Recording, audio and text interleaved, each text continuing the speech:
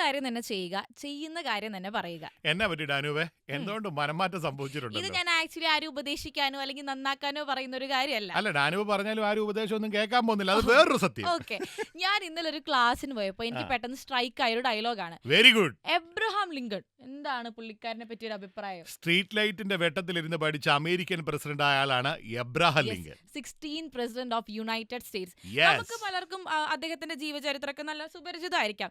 നമുക്ക് എല്ലാവർക്കും സ്കൂളിലോ അല്ലെങ്കിൽ കോളേജിലൊക്കെ പഠിക്കുമ്പോൾ നമുക്ക് ഒരു ഇരട്ട പേര് കാണും, ഇങ്ങനെ കുമ്പിടി, നൂഡിൽസ്. സ്വാഭാവികം. യെസ്, പക്ഷെ അബ്രഹാം ലിങ്കന്റെ ഇരട്ട പേര് എന്താണെന്നറിയോ? ഇല്ല. Honest ape. അതായത് സത്യസന്ധൻ എന്ന് പറയുന്ന ഒരു ഇരട്ടപ്പേരുള്ള ഒരാൾ അദ്ദേഹം മാത്രമായിരിക്കും അല്ലേ? സത്യം. ഞാനിത് വേണമെങ്കിൽ ഒരു എക്സാമ്പിളിൽ കൂടെ, അദ്ദേഹത്തിന്റെ ലൈഫിൽ നടന്ന ഒരു എക്സാമ്പിളിൽ കൂടെ ഞാൻ സാധനം പറഞ്ഞുതരാം. ആ ഒരു കടയിൽ ജോലിക്ക് നിൽക്കുമ്പം ഒരു സ്ത്രീക്ക് 2 രൂപയാണ് ബാക്കി കൊടുക്കാനുണ്ടായിരുന്നത്. ആൾ അബദ്ധത്തിൽ 1 രൂപയാണ് കൊടുത്തത്. അങ്ങനെ രാത്രി ആയപ്പോൾ ആൾ കാശ് കൂട്ടി നോക്കിയപ്പോൾ 1 രൂപ ബാക്കിയുണ്ട്. ഇറങ്ങിയില്ലേ നമ്മുടെ ലിങ്കൺ.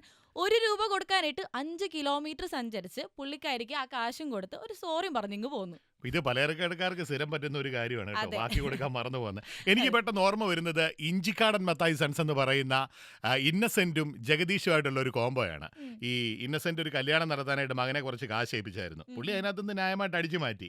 അവസാനം കണക്ക് കൊടുക്കാൻ ചെന്നപ്പോഴത്തേക്ക് പറഞ്ഞു, അപ്പച്ചാ ഉം. ഞാനൊരു സത്യം പറയട്ടെ. അപ്പൊ ഇന്നസെന്റ് പറയാണ്, എടാ മോനെ റോയി, ഇനിയെങ്കിലും അച്ചപ്പച്ചൻ നിന്റെ വായിന്ന് ഒരു സത്യസന്ധമായ വാക്ക് കേൾക്കട്ടെന്ന്. യെസ്, സത്യം.